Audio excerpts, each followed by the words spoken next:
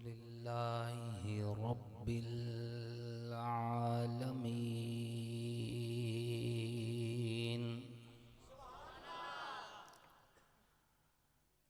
والصلاة والسلام على سيد الأنبياء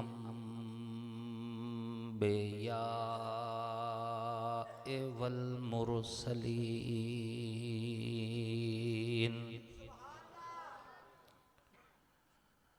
وعلى آله وأصحابه أجمعين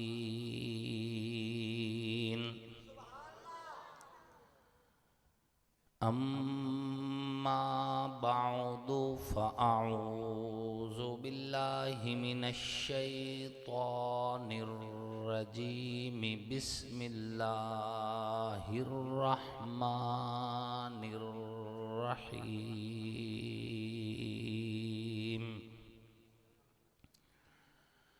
ما كان محمد أبا أحد من رجالكم ولكن رسول الله وخاتم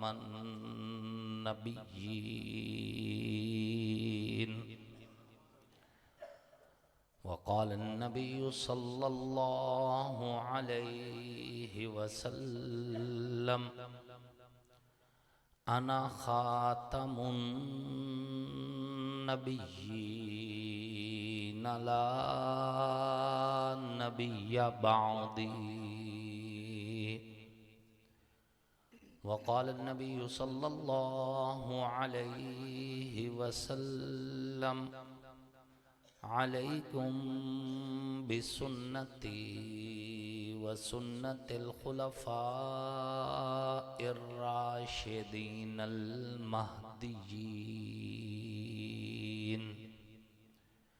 صدق الله وصدق رسوله النبي الكريم ونحن على ذلك لمن الشاهدين والشاكرين والحمد لله رب العالمين۔ سب سے پہلے مشیت کے انوار سے نقش روئے محمد بنایا گیا، پھر اسی نقش سے مانگ کر روشنی بزم کون و مکان کو سجایا گیا۔ وہ محمد بھی احمد بھی محمود بھی حسن مطلق کے شاہد بھی مشہود بھی، علم و حکمت میں وہ غیر محدود بھی، ظاہراً امیوں میں اٹھایا گیا۔ حشر کا غم مجھ کو کیوں کر ہو قاسم، میرا آقا ہے وہ میرا مولا ہے وہ، جس کے دامن میں جنت بسائی گئی، جس کے ہاتھوں پہ کوثر لٹایا گیا۔ واجب ست تکریم محسنین ملت علماء کرام، لائق ست تکریم قراء اعظام، نہایت ہی سعادت مند ثناخان رسول عربی صلی اللہ علیہ وآلہ وسلم، اللہ اور اس کے آخری پیغمبر حضرت محمد مصطفیٰ علیہ الصلاۃ والتسلیم کی نبوت ختم نبوت پر ایمان رکھنے والے، توحید و سنت کے علمبرداروں، صحابہ کے غلاموں، اہل بیت کے حبداروں، اور جہاں تک میری آواز جا رہی ہے سننے والی میری اسلامی ماؤں بہنوں اور بیٹیوں، اللہ کا فضل ہے، اللہ کا کرم ہے کہ ہم اللہ کے گھر میں جامع مسجد عثمانیہ کے اندر ایک دینی تبلیغی اصلاحی نورانی اور روحانی محفل میں اکٹھے ہیں، جس محفل کو حضور پر نور حضرت محمد مصطفیٰ علیہ الصلاۃ والتسلیم کی سیرت طیبہ کے مقدس اور پاکیزہ عنوان سے معنون کیا گیا ہے۔ اللہ رب العزت اس مسجد کی انتظامیہ کو جزائے خیر نصیب فرمائے، تمام بانیان محفل کو رب العزت دنیا آخرت کی خوشیاں نصیب فرمائے، خصوصاً قاری محمد اسرار صاحب اور مفتی محمد ذکی صاحب اور ان کی پوری ٹیم، اور خصوصاً ہمارے بہت ہی پیارے بھائی اور دل کے انتہائی قریب محترم قاری ظہور احمد صارم صاحب، جن کی پرخلوص محنت اور آپ حضرات کی محبت بھری دعوت کے نتیجہ میں دین کی نسبت سے آپ کے پاس حاضر ہونے کا شرف حاصل ہوا ہے۔ اللہ رب العزت سے دعا ہے اللہ پاک آپ سب کا آنا، اس فقیر کا آنا، ہم سب کا ملنا، بیٹھنا، کہنا اور سننا اپنی بارگاہ میں قبول اور مقبول فرمائے۔ سامعین محترم، اللہ رب العزت نے حضور صلی اللہ علیہ وآلہ وسلم کو خاتم النبیین بنا کے بھیجا ہے اور خاتم النبیین بھی بنا کے بھیجا ہے۔ حضور صلی اللہ علیہ وآلہ وسلم نبیوں میں سب سے آخر میں بھی ہیں اور تمام نبیوں کی نبوت پر تصدیقی مہر بھی ہیں۔ آپ نے دیکھا ہوگا جب بھی آپ کوئی ایگریمنٹ سائن کرتے ہیں، کوئی معاہدہ لکھتے ہیں، اسٹامپ کے اوپر آپ تحریر کرتے ہیں، تحریر کے آخر میں آ کر آپ مہر لگا دیتے ہیں۔ اس مہر کے لگ جانے کے بعد یہ بات واضح ہو جاتی ہے کہ معاہدہ وہی ہے جو اس مہر سے اوپر ہے۔ بات سمجھنے کی کوشش کریں۔ اسٹامپ لکھا جاتا ہے، لاسٹ میں مہر لگتی ہے اور اس مہر کے اوپر جو چیز ہوتی ہے وہی معاہدہ ہوتا ہے۔ اس کے بعد نیچے جو بھی تحریر لکھی جائے گی اسٹامپ ٹیمپر شمار ہوتا ہے، اس کا معاہدہ نیچے مہر سے لکھی ہوئی تحریر معاہدے میں شامل نہیں ہوتی۔ یہ اصول ہے۔ حضور علیہ الصلوۃ والتسلیم خاتم النبیین ہیں۔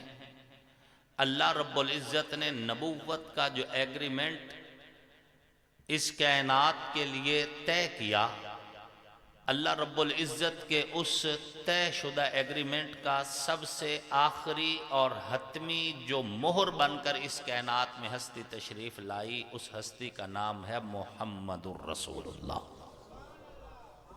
ہم اہل سنت والجماعت ہیں، کہو الحمدللہ۔ اہل سنت والجماعت کا یہ عقیدہ ہے کہ حضور علیہ السلام کی تخلیق کا فیصلہ سب سے پہلے ہوا ہے، حضور علیہ الصلوۃ والتسلیم کو مبعوث فرمانے کا فیصلہ سب سے آخر میں ہوا۔ فیصلہ تو پہلے ہو گیا، مطلب آپ کو مبعوث سب سے آخر میں کیا گیا، لیکن یہ قطعاً نہیں ہے۔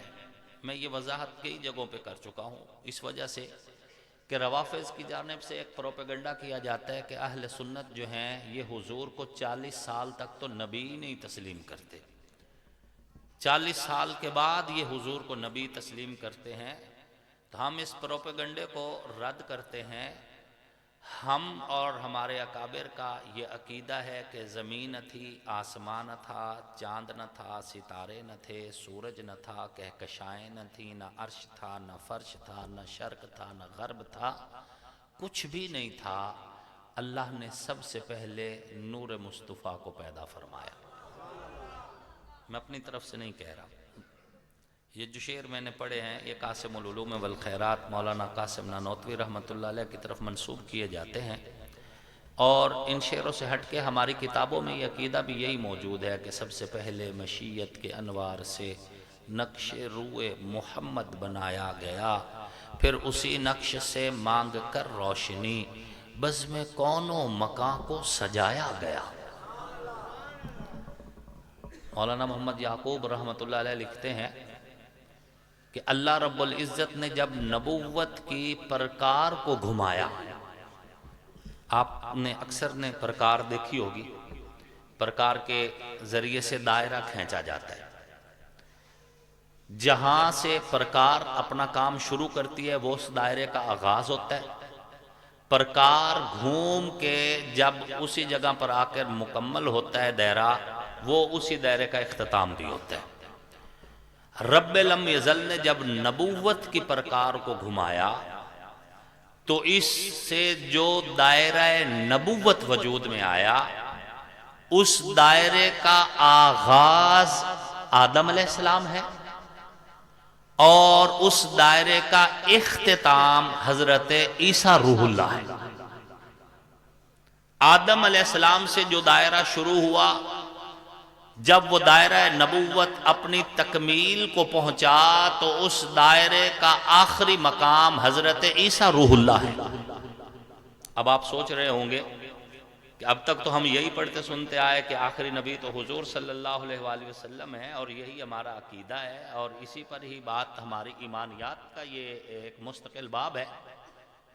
تو مولوی صاحب یہ کہہ رہے ہیں کہ آخری اس دائرہ نبوت کے آخری حصہ حضرت عیسیٰ علیہ السلام ہے، تو جناب آپ سمجھنے کی کوشش کریں کہ جب بھی کوئی دائرہ کھینچا جاتا ہے، پرکار کا ایک سرا تو اس دائرے کو کھینچنے میں مصروف ہوتا ہے، جبکہ دوسرا سرا ایک نقطے پر، ایک محور پر، ایک مرکز پر رکھا جاتا ہے۔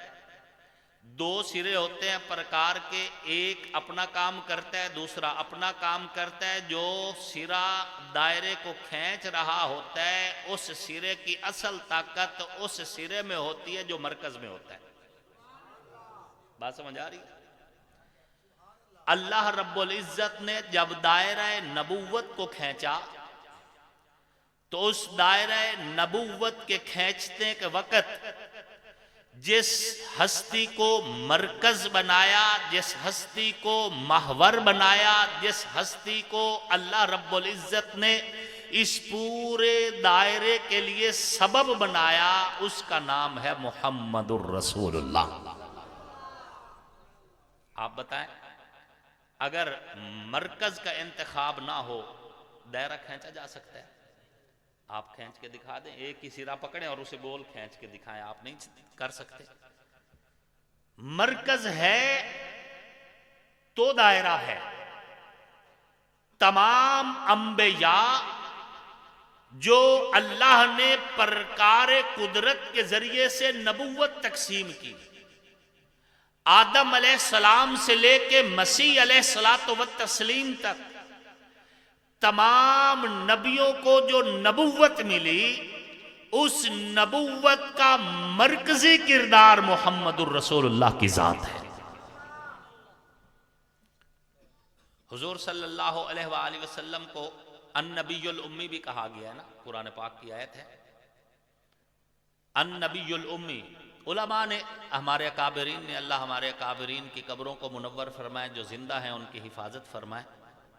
میرے استاذ محترم مولانا ظفر احمد قاسم صاحب نور اللہ مرقدہ، اور اسی طرح استاذ محترم مولانا عمر سعید صاحب رحمت اللہ علیہ، الحمدللہ انہوں نے ہمیں بڑی محنت سے تیار کیا۔ انہوں نے، استاد جی نے ایک سبق میں یہ پڑھایا تھا کہ النبی الامی میں ایک معنی یہ بھی ہے کہ امی کے اندر دو حرف شروع میں ہے، الف اور میم۔ فرمایا الف سے آدم علیہ السلام مراد ہے، میم سے مسیح علیہ السلام مراد ہے، اور یا نسبت کی ہے، جیسے جنگ والے جنگوی کہلاتے ہیں، ملتان والے ملتانی کہلاتے ہیں، ہاں جی، خانے والے خانے والی کہلا لیتے ہیں، خوشاب والے خوشابی کہلا دیتے ہیں، یا نسبت کی ہے۔ امی کے اندر فرمایا الف سے آدم علیہ السلام مراد ہے، میم سے حضرت مسیح علیہ السلام مراد ہیں، اور النبی الامی کا ایک مفہومی معنی استاد جی فرماتے ہیں یہ ہے کہ ایسا نبی جس میں آدم علیہ السلام سے لے کے مسیح علیہ السلام تک تمام نبیوں کی صفات کو اکٹھا کر دیا گیا ہو۔ مرکزی کردار حضور کی ذات ہے، اور یہی ہمارا عقیدہ ہے۔ ہم قطعاً یہ عقیدہ نہیں رکھتے کہ حضور کو نبوت 40 سال کے بعد ملی۔ 40 سال کے بعد حضور نے اپنی نبوت کو ظاہر کیا ہے۔ حضور کی نبوت کے آثار تو پہلے سے موجود ہیں۔ آپ علیہ السلام ابھی اپنی والدہ کے پیٹ کے اندر ہیں، کنویں کا پانی اوپر آتا ہے، بتا رہا ہے کہ اس پیٹ کے اندر نبی موجود ہے۔ حضور سیدہ آمنہ کے شکم کے اندر ہیں، بطن کے اندر ہیں، اور جھکتے ہوئے درخت بتا رہے ہیں کہ اس عظیم ہستی کے بطن کے اندر نبیوں کا امام موجود ہے۔ اما آمنہ فرماتی ہیں جب یہ میرا لال میرے پیٹ میں تھا میں نکیلے پتھروں پہ قدم رکھتی تھی، پتھر نرم پڑ جاتے تھے، میں درختوں کے نیچے سے گزرتی تھی، درخت جھک کر سلام کرتے تھے، میں پہاڑوں کے پاس سے گزرتی تھی، پہاڑ بول کر کہتے تھے محمد دی اماں سلام ہووی۔ کس نے کہا حضور کو نبوت 40 سال کے بعد ملی ہے؟ یہ پتھر بول رہے ہیں، پہاڑ بول رہے ہیں، کنویں کا پانی بتا رہا ہے، جھکتے ہوئے درخت بتا رہے ہیں، یہاں تک کہ حضرت اما آمنہ فرماتی ہے جب سے میرا لال میرے پیٹ میں آیا میں بات کرتی تھی تو باتوں سے خوشبو آتی تھی، میں سانس لیتی تھی تو سانسوں سے خوشبو آتی تھی، مجھے پسینہ آتا تھا میرے پسینے سے خوشبو آتی تھی۔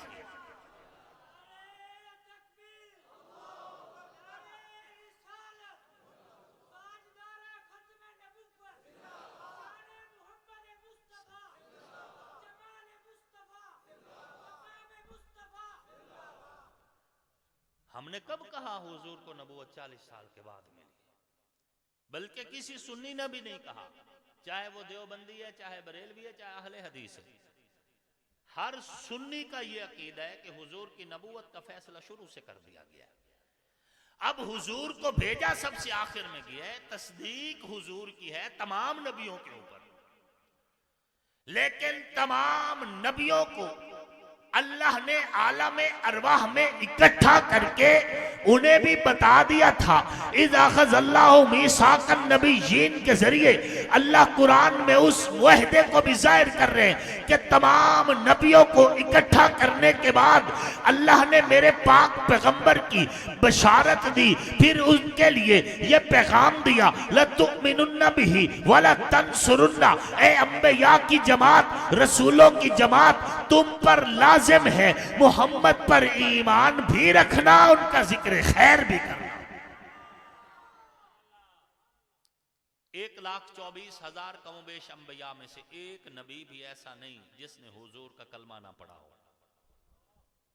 اب وہ کلمہ ہماری طرح ضروری نہیں کہ جس طرح ہم نے پڑھا ہے، ہر نبی کا حضور کی نبوت پر ایمان ہے۔ کیا خیال ہے؟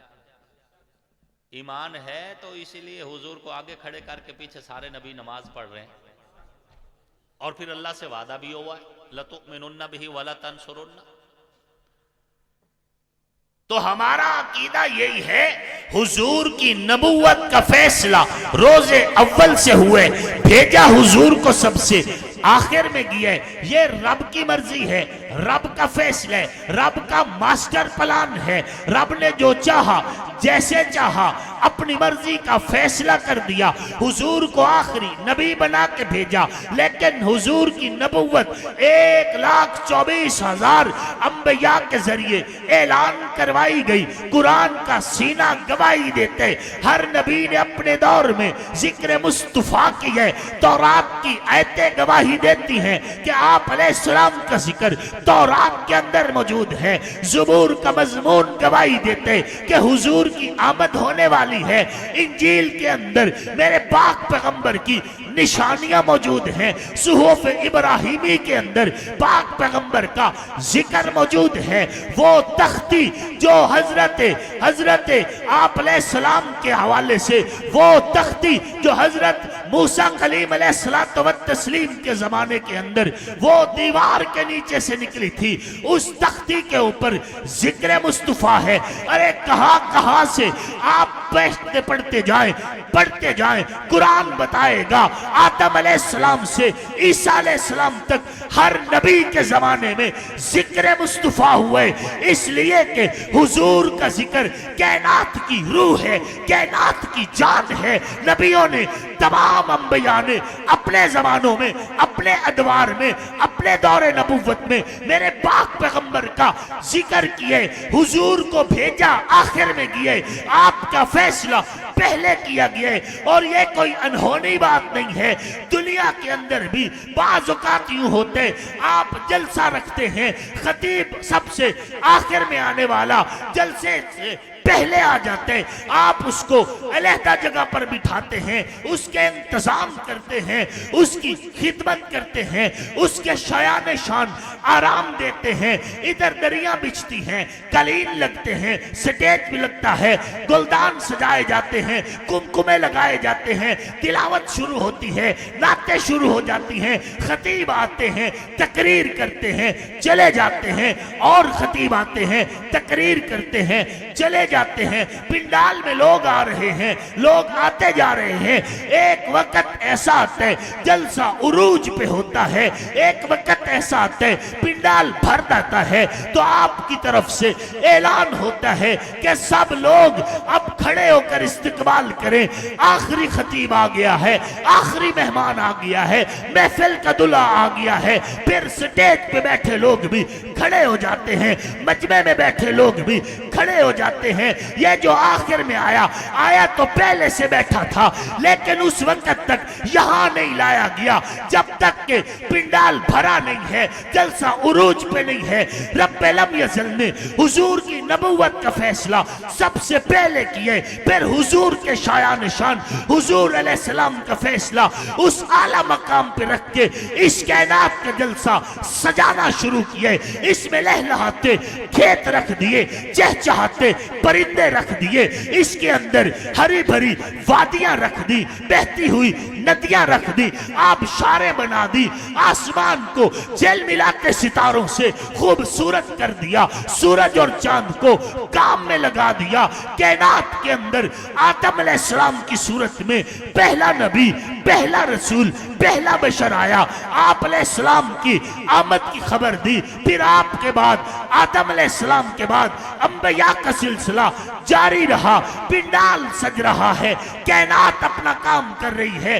اس سجی ہوئی کائنات کے اندر انبیاء اپنی ڈیوٹی دے رہے ہیں۔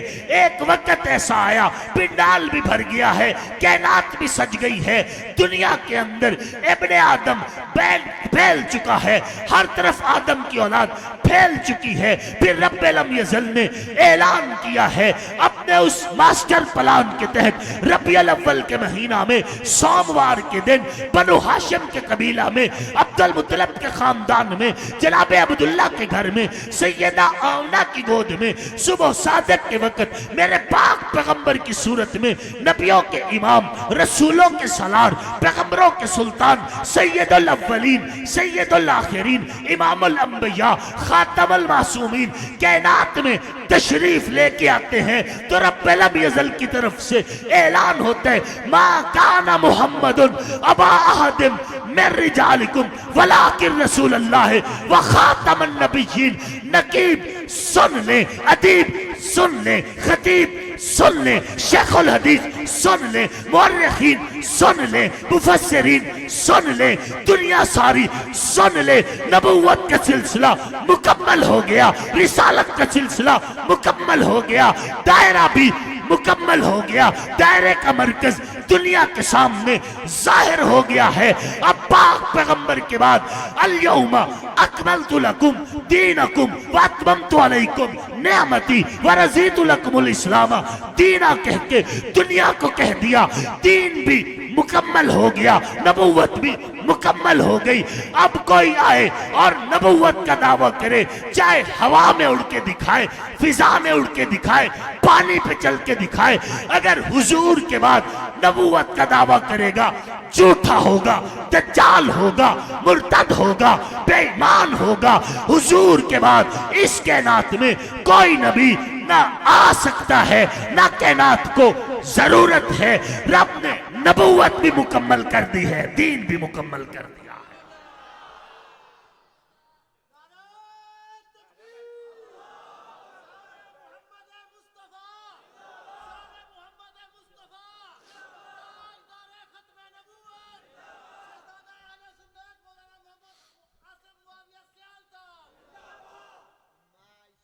میں تو اس لیے زندہ باد ہوں کہ میرا نبی زندہ باد ہے. غم عاشقی سے پہلے مجھے کون جانتا تھا، تیرے عشق نے بنا دی میری زندگی فسانہ. حضور پر آ کر نبوت مکمل ہو گئی. اب ہمیں کسی بھی نبی کی کوئی ضرورت نہیں ہے.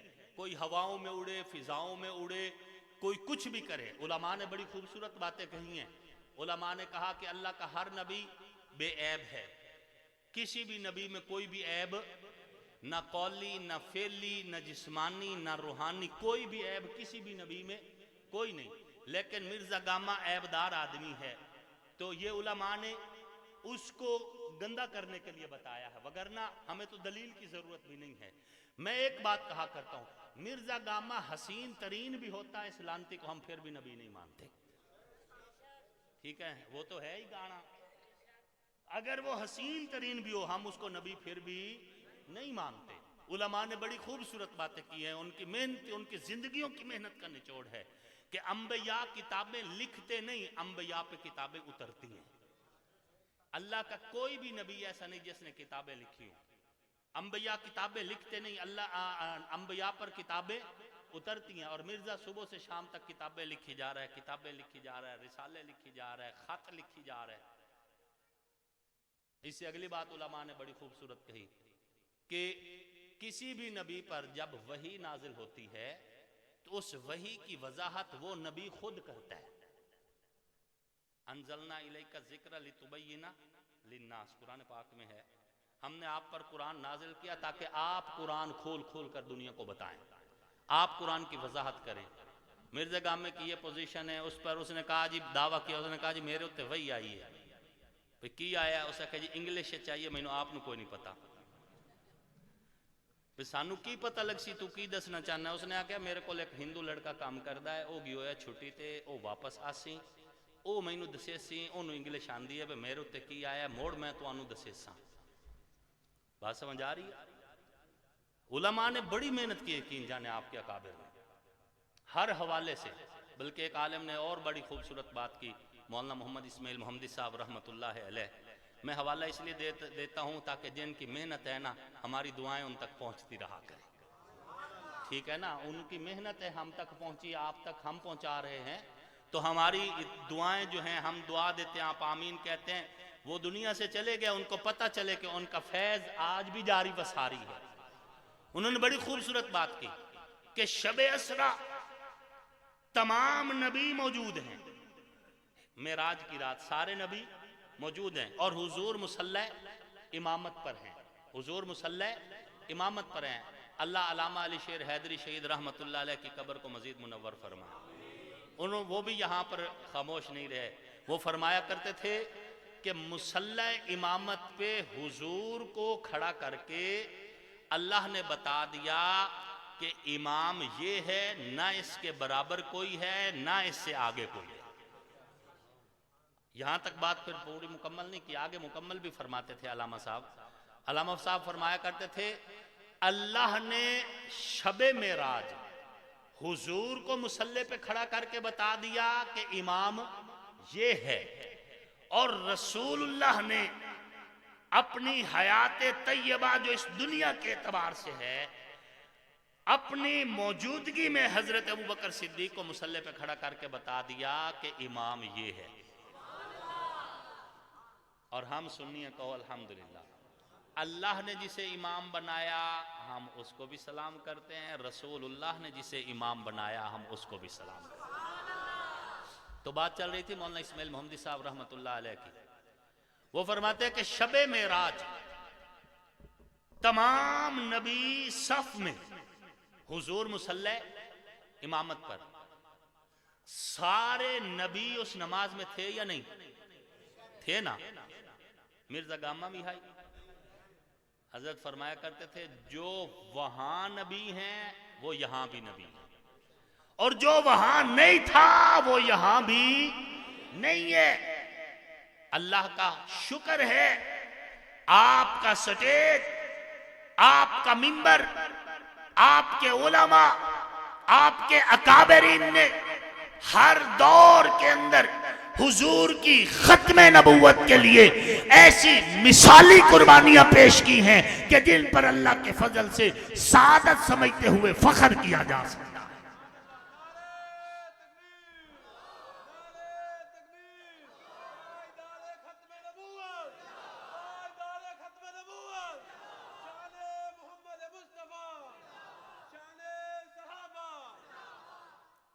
ہمارا عقیدہ ہے اللہ نے جتنا حضور کو دیا اتنا کائنات میں کسی کو بھی نہیں دیا۔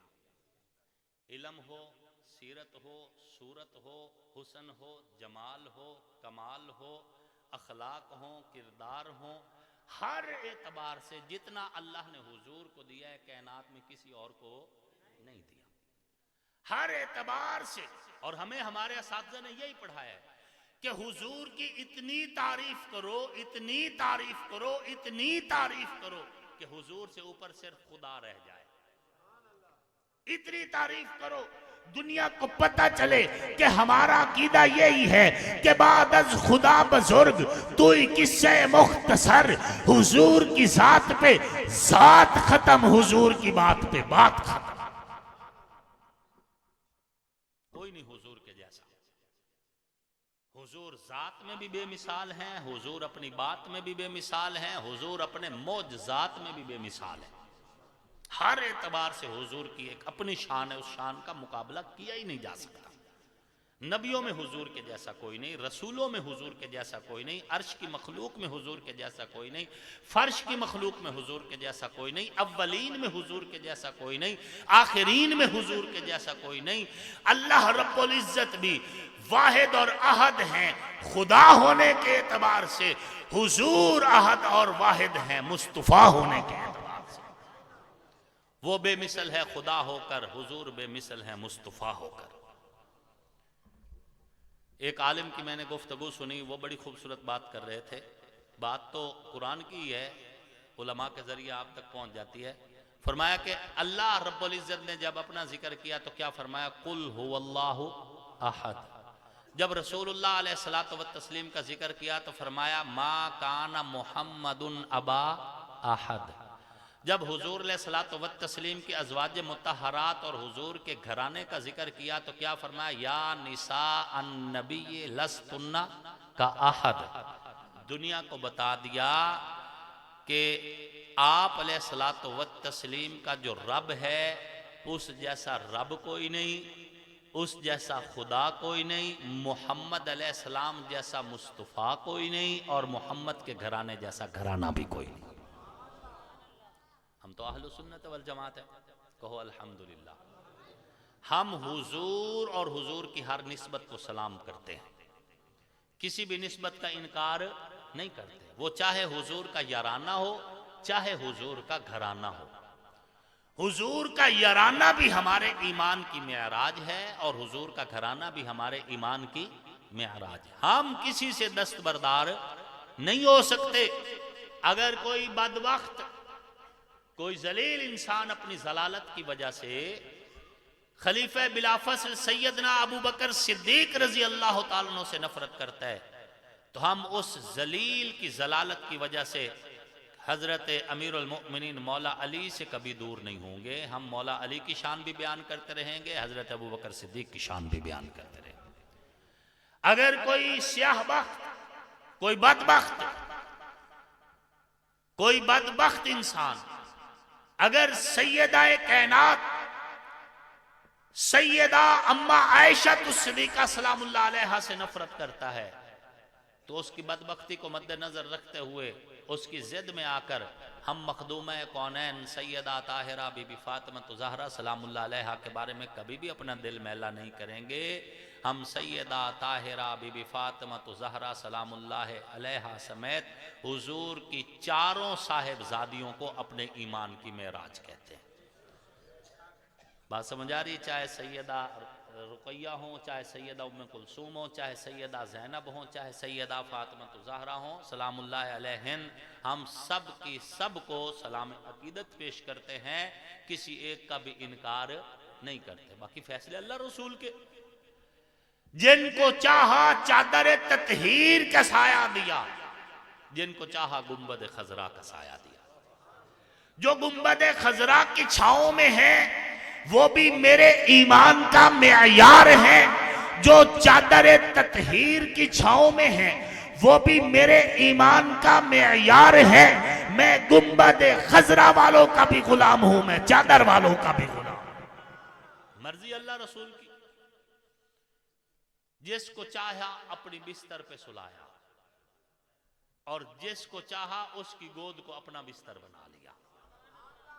جو حضور کے بستر پہ سویا وہ علی بھی پاک، اور جس کی گود کو بستر بنا کر حضور سوئیں وہ ابو بکر بھی پاک۔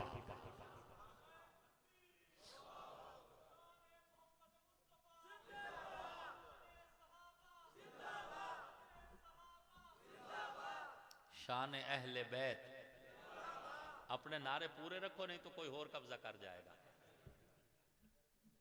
ٹھیک ہے نا، ہم نے نہ تو رافضیوں کو جگہ دینی ہے نہ ہی ناسبیوں کو دینی ہے، نعرے اپنے پورے رکھنے ہیں ہم نے۔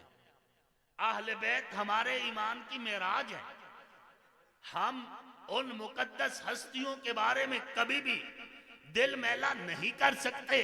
میں کہا کرتا ہوں اللہ کے گھر میں کھڑا ہوں، اللہ کے گھر میں کھڑے ہو کر منبر رسول پہ کھڑے ہو کر کہہ رہا ہوں کہ رتبہ حضرت ابو بکر صدیق اور حضرت علی کا اپنا اپنا ہے۔ میری تقریر سے رتبہ کسی کا تقسیم نہیں ہوگا، شان رتبہ مقام وہی ہے جو اللہ رسول دے چکے ہیں۔ ہاں لیکن اگر میرے دل میں حضرت ابو بکر صدیق سے پیار زیادہ ہو اور مولا علی سے پیار ان کی نسبت تھوڑا ہو تو میرے جیسا منافق کوئی نہیں۔ رتبہ ان کا اپنا اپنا، لیکن میرے دل میں پیار ان دونوں کے لیے برابر ہے۔ دونوں صحابی رسول، دونوں حضور کی نسبتوں کے امین، دونوں میرے ایمان کے مقتدا، دونوں میرے ایمان کے محتدا، دونوں کے بغیر میں ایمان کا تصور بھی نہیں کر سکتا۔ اور میں ایک اور جملہ کہتا جاؤں، ایمان میں داخل ہونے کے لیے آپ کو دو گواہیاں ضروری ہیں۔ کتنی؟ ایک اللہ کی وحدانیت کی، دوسری حضور کی حقانیت کی۔ لا الہ الا اللہ محمد الرسول اللہ۔ ایمان میں داخل ہونے کے لیے دو گواہیاں ضروری ہیں، ایک گواہی ہو دوسری نہ ہو ایمان آ سکتا۔ ایمان پر مرنے کے لیے دو محبتیں ضروری ہیں۔ میرا جملہ دل پہ رکھ لو، آپ کو کام آئے گا۔ ایمان پر اگر آپ چاہتے کہ آپ ایمان پر مریں تو پھر دو محبتیں ضروری ہیں، ایک محبت نبی کے یارانے کی، ایک محبت نبی کے گھرانے کی۔ اگر آپ چاہتے کہ ایمان پر خاتمہ ہو، قاسم العلوم والخیرات مولانا محمد قاسم نانوتوی رحمت اللہ علیہ نے بڑی خوبصورت بات کی ہے۔ بعض علماء کہہ دیتے ہیں نا کہ ہماری ایک آنکھ صحابہ ہیں، ایک آنکھ اہل بیت ہیں، تو ہر خطیب کی اپنی، ہر پھول کی اپنی خوشبو ہوتی ہے۔ میں تو اس نظریے سے اتفاق اس لیے نہیں کرتا کہ اس جملے سے رافضی فائدہ اٹھا سکتا ہے یا ناسبی فائدہ اٹھا سکتا ہے۔ وہ کہے گا میں ایک ہی آنکھ پہ گزارا کر لوں گا، بات سمجھ آ رہی ہے؟ میں ایک ہی آنکھ پہ گزارا کر لیتا ہوں۔ اگر ہم یہ کہیں کہ ایک آنکھ صحابہ ہیں اور ایک آنکھ اہل بیت ہیں تو اس میں سے یا رافضی کو راستہ مل جائے گا یا خارجی کو راستہ مل جائے گا، ناسبی کو راستہ مل جائے گا۔ ہماری دونوں آنکھوں کا نور نبی کا یارانہ بھی ہے، نبی کا گھرانہ بھی ہے۔ اور مولانا محمد اسماعیل محمدی صاحب رحمت اللہ علیہ فرمایا کرتے تھے کہ سنیو تمہیں مبارک ہو، تمہاری دونوں آنکھوں کا نور سلامت ہے، اور اللہ کا شکر ہے نہ ہمارا عقیدہ کاڑا ہے نہ ہم کسی کے کاڑے ہیں۔ عقیدہ بھی سچا ہے اور ہم بھی اللہ کے فضل سے سچے ہیں۔ مولانا قاسم نانوتوی رحمت اللہ علیہ کا موقف اس حوالے سے بہت مضبوط ترین ہے۔ حضرت فرمایا کرتے تھے کہ ایمان ایک پرندے کی مانند ہے، جس طرح پرندے کے دو پر ہوتے ہیں اسی طرح ایمان کے بھی دو پر ہیں۔ پرندے کا ایک پر ہو دوسرا نہ ہو، پرندہ خطرے میں ہوتا ہے، اسے کتا بلی کوئی نہ کوئی چیز کھا جاتی ہے، اور اگر دونوں پر سلامت ہوں، پرندہ صحت میں کمزور بھی ہو، ہواؤں میں اڑتا ہے، فضاؤں میں اڑتا ہے، اور ہواؤں میں اڑتے ہوئے وہ اپنی پرواز بھرتا ہے، اور زمین پہ رینگتے کیڑے مکوڑے اور درندے اسے دیکھ کر آہیں تو بھرتے ہیں لیکن اس کا نقصان نہیں کر سکتے، اور وہ ہواؤں میں اڑتا ہوا پرواز بھرتا ہوا یہ پیغام دیتا ہے ستاروں سے آگے جہاں اور بھی ہیں، ابھی عشق کے انتہا اور بھی ہیں، تو شاہی ہے پرواز ہے کام تیرا، تیرے سامنے آسماں اور بھی ہے۔ فرمایا کرتے تھے ایمان پرندے کی مانند ہے، جس طرح پرندے کے دو پر ہوتے ہیں ایمان کے بھی دو پر ہیں، ایک پر کا نام اصحاب محمد ہے، ایک پر کا نام آل محمد ہے۔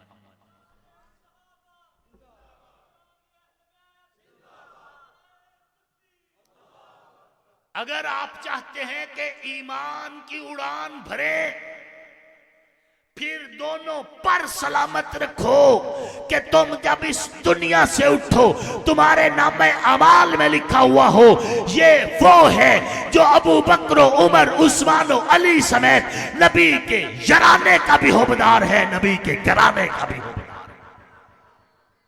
اور اللہ کا کرم ہے، کہو الحمدللہ۔ میں بار بار اس لیے الحمدللہ آپ سے کہلواتا ہوں کہ شکر ادا کرنے سے نعمت بڑھتی ہے۔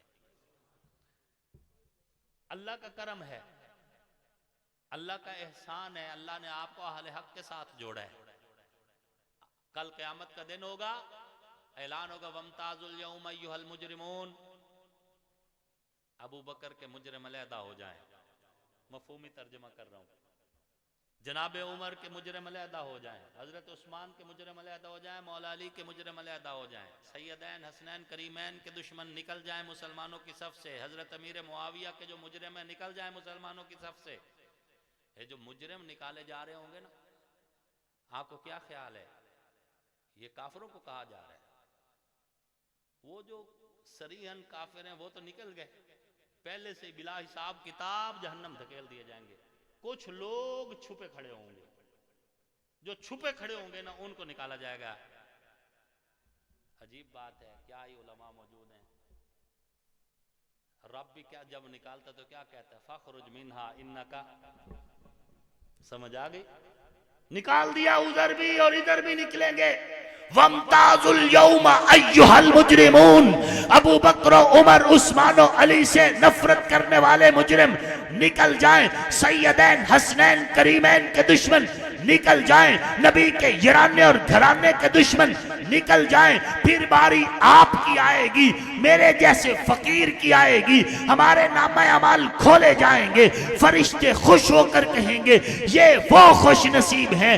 حضرت ابو بکر بھی ان پر خوش ہے، مولا علی بھی خوش ہے، حضرت عمر کو بھی ان پر کوئی مقدمہ نہیں، حضرت حسن کو بھی کوئی مقدمہ نہیں، سیدنا عثمان ذو النورین بھی ان پر راضی ہیں، امام حسین بھی ان پر راضی ہیں۔ اور ہم سنی ہیں، کون ہیں ہم؟ سنی ہیں، اور سنیوں کا یہ عقیدہ ہے کہ جس سے امام حسن نے صلح کی ہماری اس کے ساتھ صلح ہے، جس کے ساتھ امام حسن نے صلح کی ہماری اس کے ساتھ صلح ہے، اور جس کے ساتھ امام حسین نے جنگ کی ہماری اس کے ساتھ جنگ ہے۔ اس میں کوئی اگر مگر مثلا گویا یعنی چنانچہ یہ ہو سکتا تھا، وہ ہو سکتا تھا، یہاں یہ کہنا چاہیے، یہاں وہ کہنا چاہیے، بھئی میں تو کہہ نہیں سکتا، باقی ہر ایک کی اپنی مرضی ہے۔ ہم تو کھلم کھلا امام حسین کے بھی نوکر ہیں، امام حسن کے بھی نوکر ہیں، جو امام حسن نے کیا اس کو بھی سلام، جو امام حسین نے کیا اس کو بھی سلام، ہمیں اس میں کوئی تردد نہیں۔ جو قدم امام حسین نے اٹھایا ہم اس قدم کو بوسہ دینا عبادت سمجھتے ہیں، جو ہاتھ امام حسن نے حضرت امیر معاویہ کے ہاتھ پہ رکھا ہم اس ہاتھ کو بھی بوسہ دینا عبادت سمجھتے ہیں۔ ہمیں کوئی اعتراض نہ امام حسن پر ہے نہ ہی امام حسین پر، ہم تو دونوں کے غلام ہیں اور جدی پشتی غلام ہیں، نسل در نسل نوکر ہیں۔ ہم کو پاگل ہیں اس علی سے نفرت کریں جسے حضور اپنی بیٹی کا رشتہ دے رہے ہیں؟ جسے حضور اپنی بیٹی کا رشتہ دیں، جسے حضور اپنا ویر کہیں، میں اس علی کو اپنا پیر کہتا ہوں۔ اصحاب کی محفل میں ایک بات ہوئی تھی، آقا کے لبوں کی وہ بات علی ہے جس کو ڈوبا ہوا سورج بھی پلٹ کر دیکھے۔ آصف کے عقیدے میں وہ ذات علی ہے، اللہ کا فضل ہے۔ سنیو تمہیں مبارک ہو، تمہارا عقیدہ بڑا واضح اور شفاف ہے کہ اللہ تک پہنچنے کا ایک ہی واسطہ، ایک ہی راستہ، ایک ہی ذریعہ ہے، اور وہ ذات مصطفیٰ ہے۔ اور حضور تک پہنچنے کا بھی ایک ہی واسطہ، ایک ہی راستہ، ایک ہی ذریعہ ہے، اور وہ جماعت مصطفیٰ ہے۔ جماعت مصطفیٰ کو چھوڑ کر کوئی حضور تک نہیں پہنچ سکتا، اور حضور کو چھوڑ کر کوئی خدا تک نہیں پہنچ سکتا۔ اور ہم جب جماعت مصطفیٰ کہتے ہیں، اس میں حضور کا یارانہ بھی ہوتا ہے، اس میں حضور کا گھرانہ بھی ہوتا ہے۔ یہ نہیں ہوگا کہ ہم کہیں کہ ہم صحابہ کو مانتے ہیں اور دل میں کہیں کہ اس سے صرف حضرت مقداد، حضرت بلال حبشی اور حضرت جو ہیں ابو ایوب انصاری سے یا کچھ چند ایک صحابہ کو شامل کریں۔ ہم جب مانتے ہیں تو پھر پورے کا پورا مانتے ہیں۔ ہوا سماکم المسلمین، اللہ نے تمہارا نام مسلمان رکھا ہے، اور مسلمان ساروں کو ماننے والا ہوتا ہے۔ وہ نہ نبی کے یارانے کا انکار کرتا ہے، نہ حضور کے گھرانے کا انکار کرتا ہے۔ تو صحابہ وہ واحد واسطہ، راستہ اور پل ہیں جو امت کو نبوت سے ملاتا ہے۔ صحابہ کو چھوڑ کر کوئی حضور تک پہنچ جائے، یہ ہو سکتا؟ اگر آپ کی توجہ ہو، میں بات کو سمیٹنے کی طرف چل رہا ہوں۔ جاگ رہے ہیں آپ؟ سبحان اللہ سنائے ذرا محبت کے ساتھ، شوق کے ساتھ، جذبے کے ساتھ۔ میں نے عرض کیا کہ صحابہ کو چھوڑ کر کوئی حضور تک پہنچ سکتا؟ ہجرت کی رات حضور چل کر صدیق اکبر رضی اللہ عنہ کے دروازے پر، پھر وہاں سے نبی اور صدیق اکٹھے غار ثور کی طرف۔ ایک مقام ایسا آیا کہ حضور صدیق کے کندھوں پر۔ کیا حضور بیمار تھے؟ کمزور تھے؟ پھر صدیق کے کندھوں پہ سوار کیوں؟ نہ بیمار ہیں نہ کمزور ہیں۔ حضور کے اندر جو طاقت ہے وہ جنتی کتنے 100 مردوں کے برابر، کیا 1000 مرد کے برابر کہا گیا؟ ہاں جی 40 جنتی مردوں کے برابر، اور ایک جنتی مرد جو ہے وہ دنیا کے کتنے مردوں کے برابر ہے؟ میرے ذہن سے مستحضر نہیں، یعنی اتنی طاقت حضور کے اندر، اور پھر بھی حضرت ابوبکر صدیق کے کندھے پہ سوار ہیں۔ کیوں؟ کیا کمزور تھے؟ بیمار تھے؟ پھر صدیق اکبر کے کندھوں پہ کیوں سوار ہوئے؟ اللہ چاہتا یہی تھا، اللہ چاہتے یہی تھے، کیونکہ اگر حضور بھی اپنے قدموں پہ چل کے تشریف لے کے جاتے، صدیق اکبر بھی اپنے قدموں پہ چل کے تشریف لے کے جاتے، جو پیچھے آتا وہ دیکھ کے کہتا نبی کے قدم بھی موجود ہیں، صدیق کے قدم بھی موجود ہیں، نبی کے قدموں کے ہوتے ہوئے مجھے صدیق کی ضرورت نہیں، میں نبی کے قدموں پہ چل کے جاؤں گا۔ رب نے نبوت کو اٹھایا، صدیق کے کندھوں پہ رکھ دیا اور بتا دیا اب اگر چلنا ہے تو صدیق کے قدموں پہ چل، نہیں چلتا تو پرے مار۔ بات سمجھ آئی؟ آپ نے یہ کئی بار واقعہ آپ نے سن رکھا ہجرت کا۔ ابو جہل آیا صدیق اکبر کے دروازے تک، وہاں سے حضرت اسماء سلام اللہ علیہا کو تھپڑ بھی مارے اس نے نا، اور پھر وہاں سے دونوں قدم ٹریس کرتا کرتا گیا، ایک جگہ پہ جا کے کہتا ہے نبی کہاں؟ جو آگے قدم صرف حضرت ابوبکر صدیق کے تھے، تو حیران ہوا کہ نبی کہاں؟ رب نے فرمایا نبی کو تلاش کرنے، فَإِنَّ آمَنُوا بِمِثْلِ مَا آمَنْتُمْ بِهِ فَقَدْ اهْتَدَوْا۔ ابو بکر کے قدموں پہ چل اگر تجھے نبی کی تلاش ہے تو۔ اس نے کہا میں ابو بکر کے قدموں پہ انؤمن کما آمن السفہاء۔ اللہ نے فرمایا پھر الا انہم هم السفہاء، تجھے ابو بکر نہیں منظور، تو ہمیں نہیں منظور۔ ذمہ داری سے کہہ رہا ہوں، ہجرت کے سفر سے پہلے حضور نے کئی بار ابو جہل کو دعوت اسلام دی، لیکن جب صدیق کے قدموں کا انکار کر کے ابو جہل واپس گیا، اس کے بعد ابو جہل کو حضور کے قریب لگنے کی توفیق بھی نہیں ہوئی۔ ابو جہل واپس چلا گیا، ایک اور بندہ آیا، نیت بھی غلط تھی اس کی، جو پیچھے سے آیا، ارادہ یہ تھا مخبری کرنے کا، نام اس کا سراقہ۔ آیا، اس نے دیکھا، اس نے کہا ابو بکر جہاں موجود ہے نبی وہاں ضرور ہوگا۔ ابو بکر موجود ہے، صرف ابو بکر کے قدم نبی ہوگا۔ حضرت ابو بکر صدیق کے قدموں پہ چلتا چلتا چلتا ایک جگہ پہ پہنچا تو حضور بھی موجود ہے، صدیق بھی موجود ہے۔ مخبری کے لیے واپس چل پڑا، دل میں نیت خراب تھی، زمین نے گھوڑے کے پاؤں پکڑ لیے۔ اب جب گھوڑا چل ہی نہیں رہا تو پریشان ہوا، منتیں ترلے کی، حضور نے جو ہے معاف کیا، پھر چل پڑا، نیت پھر خراب ہو گئی، گھوڑا پھر پھنس گیا۔ پھر آخر جب اس نے نیت صاف کر کے کہا کہ میں نہیں بتاؤں گا، مخبری نہیں کروں گا، تو جب جا رہا تھا حضور نے پیچھے سے کہا سراقہ تجھے کسریٰ کے کنگن مبارک ہو، کسریٰ کے کنگن میں نے تیرے نام کر دیے۔ اور پھر دنیا نے وہ وقت دیکھا جب شاہ کسریٰ کے کنگن مدینہ میں لائے گئے، امیر المؤمنین سیدنا عمر الفاروق کا دور تھا، حضرت عمر کے ہاتھوں میں کسریٰ کے کنگن تھے، کبھی اس ہاتھ پہ رکھتے کبھی اس ہاتھ پہ رکھتے، اور پھر کہا صحابہ کو مخاطب کر کے کہ جاؤ میرے نبی کا وعدہ پورا ہوا، سراقہ کو بلا کے لاؤ، کسریٰ کے کنگن اس کا انتظار کر رہے ہیں۔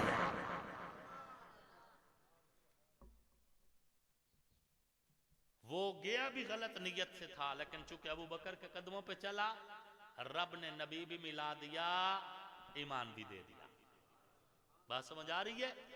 تو اللہ تک پہنچنے کا ایک راستہ ذات مصطفیٰ ہے، رسول اللہ تک پہنچنے کا بھی ایک راستہ جماعت مصطفیٰ ہے۔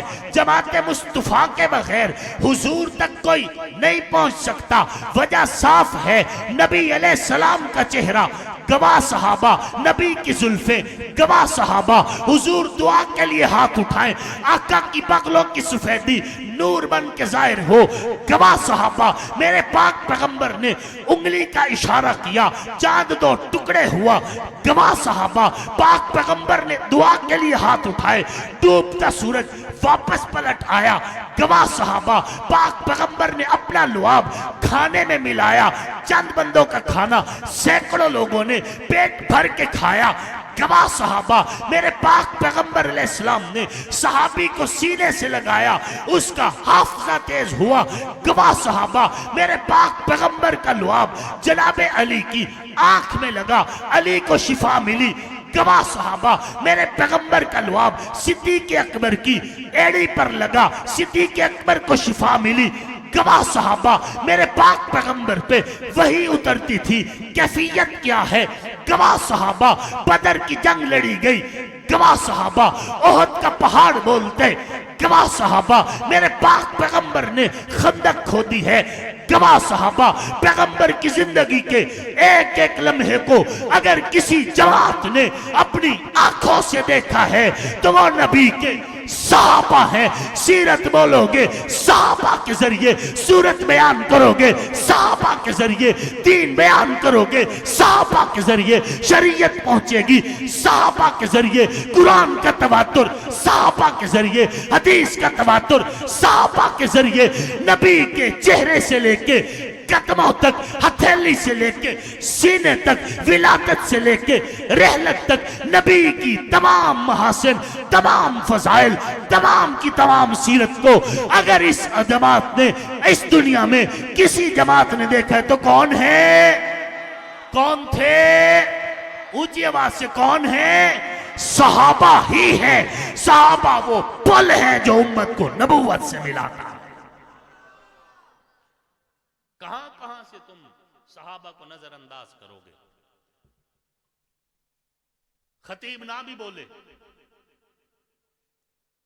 ڈر جائے میری طرح کوئی ہو، سیاست کی نظر ہو جائے، حالات اسے جھکا دے، کچھ مجبوریاں آڑے آ جائیں، اگر وہ اپنی مجبوریاں آڑے رکھ کر صدیق اکبر کی صداقت پہ پہرا نہ بھی دے تو کوئی بات نہیں ہے. صدیق اکبر کی عظمت کا پہرا دینے کے لیے غار ثور کا وجود کافی ہے. صدیق اکبر کی عظمت بیان کرنے کے لیے ثانی اثنین ہما فی الغار کافی ہے. اور کچھ نہ سمجھ آئے تو جاؤ جا کر نبی کے روزے کو دیکھو. صدیق کی صداقت دیکھنے کے لیے نبی کا روزہ.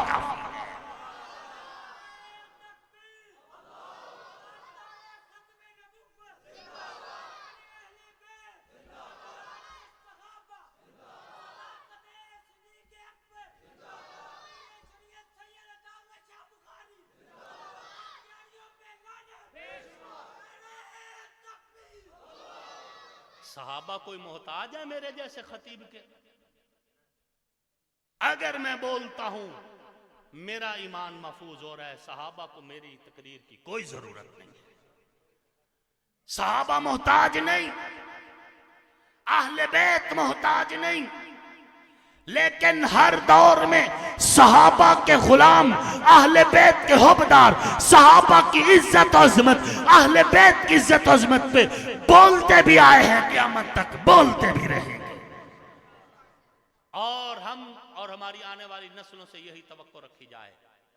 اصحاب محمد کی عزت و عظمت پہ پہرا دیا ہے، دے رہے ہیں، دیتے رہیں گے. آل رسول کی حرمت اور ان کی عزت اور ان کی ناموس پر پہرا دیے، دے رہے ہیں اور قیامت تک دیتے رہیں گے. ہمارا گزارا نبی کے یرانے کے بغیر بھی نہیں ہوتا، نبی کے گھرانے کے بغیر بھی نہیں ہوتا. ہمارے دامن میں جو کچھ ہے حضور کے صدقے سے ہے. چہرے سلامت ہیں حضور کے صدقے، نسلیں سلامت ہیں حضور کے صدقے، عزت قائم ہے حضور کے صدقے، گناہ ماتھے پہ نہیں لکھے حضور کے صدقے، گھر کی چوکھٹ پہ جرموں کی فہرست نہیں لگتی حضور کے صدقے. یا رسول اللہ کون سا احسان ہے جسے ہم بھلا سکیں؟ ایمان ملے تو آپ کے صدقے، قرآن ملے تو آپ کے صدقے. یا رسول اللہ میرا تو دل کرتا ہے کہ اللہ مجھے عزت دے، پھر عزت کے انبار لگا دے، شہرت بھی ہو، دولت بھی ہو، عزت بھی ہو، نسبت بھی ہو، پھر میری پگڑی بڑی اونچی ہو جائے.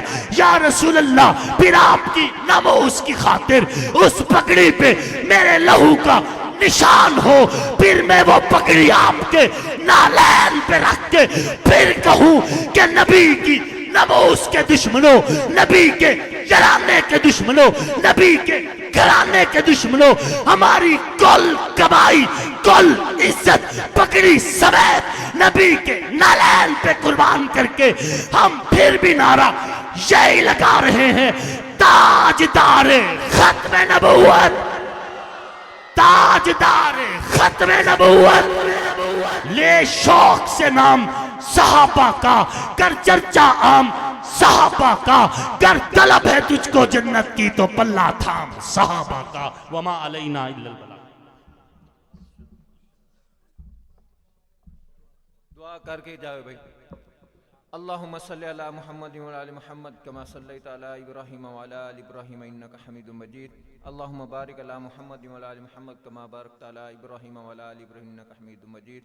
رب اجعلنی مقیم الصلاة ومن ذریتی ربنا وتقبل دعا ربنا اغفر لی ولوالدی وللمؤمنین یوم یقوم الحساب. اے اللہ اس پروگرام کو اپنی بارگاہ میں قبول فرما. اے اللہ اس مسجد کے پہلے امام سے لے کر ہمارے 2-3 دن پہلے فوت ہونے والے والد محترم محمد شفیع صاحب کی روحوں کو اس کا ایصال ثواب پہنچا. اے اللہ ان کی مغفرت کاملہ فرما. اے اللہ ہم سب کے لیے ذریعہ نجات فرما. وصلی اللہ تعالی علی خیر خلق محمد وعلی آلہ وصحبہ اجمعین برحمتہ.